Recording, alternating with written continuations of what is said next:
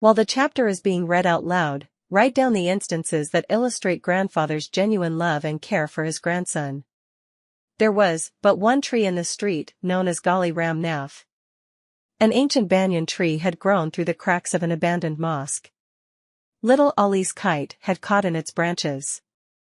The boy, barefoot and clad only in a torn shirt, ran along the cobbled stones of the narrow street to where his grandfather sat nodding dreamily in the sunshine of their back courtyard. "Grandfather," shouted the boy, "my kite has gone." The old man woke from his daydream with a start and raising his head displayed a beard that would have been white if it had not been dyed red with mehendi leaves. "Did the twine break?" he asked to know whether the kite twine is not what it used to be. "No, grandfather, the kite is stuck in the banyan tree." The old man chuckled. "You have yet to learn how to fly a kite properly, my child. And I am too old to teach you, that's the pity of it. But you shall have another he had just finished making a new kite from bamboo paper and thin silk, and it lay in the sun for firming up. It was a pale pink kite with a small green tail. The old man handed it to Ali, and the boy raised himself on his toes and kissed his grandfather's hollowed-out cheek. "I will not lose this one," he said, "this kite will fly like a bird." And he turned on his heels and skipped out of the courtyard. The old man remained dreaming in the sun. His kite shop was gone, the premises long since having been sold to a junk dealer, but he still made kites for his own amusement and for the benefit of his grandson, Ali. Not many people bought kites these days. Adults disdained them and children preferred to spend their money at the cinema. Moreover, there were not many open spaces left for flying kites. The city had swallowed up the open grassland that had stretched from the old fort's walls to the river bank. But the old man remembered a time when grown-ups flew kites and great battles were fought, the kites swerving and swooping in the sky, tangling with each other until the string of one was severed. Then the defeated but liberated kite would float away into the blue unknown. There was a good deal of betting and money frequently changed hands. Kite flying was then the sport of kings, and the old man remembered how the Nawab himself would come down to the riverside with his retinue to participate in this noble pastime. There was time, then, to spend an idle hour with a gay, dancing strip of paper. Now everyone is hurried, in a heat of hope, and delicate things like kites and daydreams were trampled underfoot. He, Mahmud the Kitemaker, had in the prime of his life been well known throughout the city. Some of his more elaborate kites once sold for as much as 3 or 4 rupees each. At the request of the Nawab, he had once made a very special kind of kite, unlike any that had been seen in the district. It consisted of a series of small, very light paper discs trailing on a thin bamboo frame.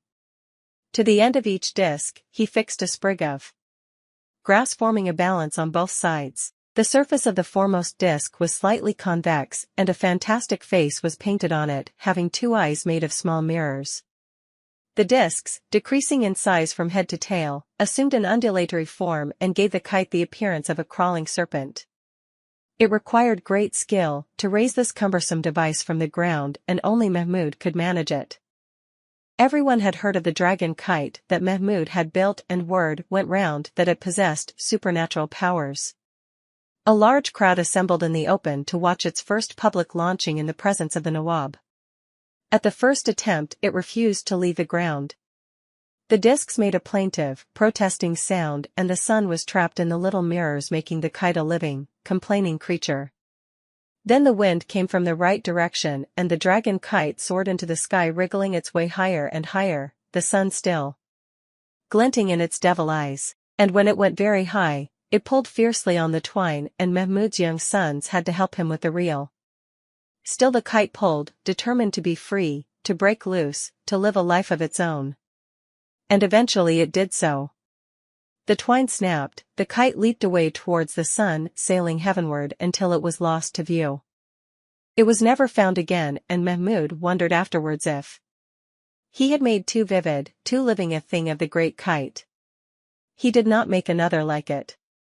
Instead, he presented to the Nawab a musical kite, one that made a sound like a violin when it rose in the air. Those were more leisurely, more spacious days. But the Nawab had died years ago, and his descendants were almost as poor as Mahmud himself. Kitemakers, like poets, once had their patrons, but no one knew Mahmud simply because there were too many people in the gully and they could not be bothered with their neighbors. When Mahmud was younger and had fallen sick, everyone in the neighborhood had come to ask after his health, but now, when his days were drawing to a close, no one visited him. Most of his old friends were dead and his sons had grown up. One was working in a local garage and the other, who was in Pakistan at the time of the partition, had not been able to rejoin his relatives. The children who had bought kites from him 10 years ago were now grown-up men, struggling for a living. They did not have time for the old man and his memories. They had grown up in a swiftly changing and competitive world and they looked at the old kitemaker and the banyan tree with the same indifference. Both were taken for granted, permanent fixtures that were of no concern to the raucous, sweating mass of humanity that surrounded them. No longer did people gather under the banyan tree to discuss their problems and their plans, only in the summer months did a few seek shelter from the fierce sun. But there was the boy, his grandson. It was good that Mahmud's son worked close by, for it gladdened the old man's heart to watch the small boy at play in the winter sunshine, growing under his eyes like a young and well-nourished sapling putting forth new leaves each day. There is a great affinity between trees and men. We grow at much the same pace if we are not hurt or starved or cut down. In our youth, we are resplendent creatures, and in our declining years we stoop a little, we remember, we stretch our brittle limbs in the sun, and then, with a sigh, we shed our last leaves. Mahmud was like the banyan, his hands gnarled and twisted like the roots of the ancient tree.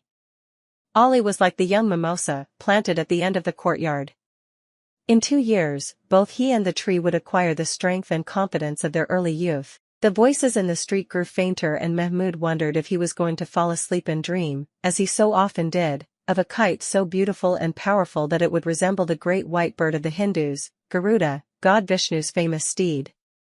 He would like to make a wonderful new kite for little Ali. He had nothing else to leave for the boy. He heard Ali's voice in the distance, but did not realize that the boy was calling him. The voice seemed to come from very far away. Ali was at the courtyard door, asking if his mother had not as yet returned from the bazaar. When Mahmud did not answer, the boy came forward, repeating his question. The sunlight was slanting across the old man's head and a small white butterfly rested on his flowing beard. Mahmud was silent, and when Ali put his small brown hand on the old man's shoulder, he met with no response. The boy heard a faint sound like the rubbing of marbles in his pocket. Suddenly afraid, Ali turned and moved to the door and then ran down the street, shouting for his mother. The butterfly left the old man's beard and flew to the mimosa tree, and a sudden gust of wind caught the torn kite and lifted it in the air, carrying it far above the struggling city into the blind blue sky.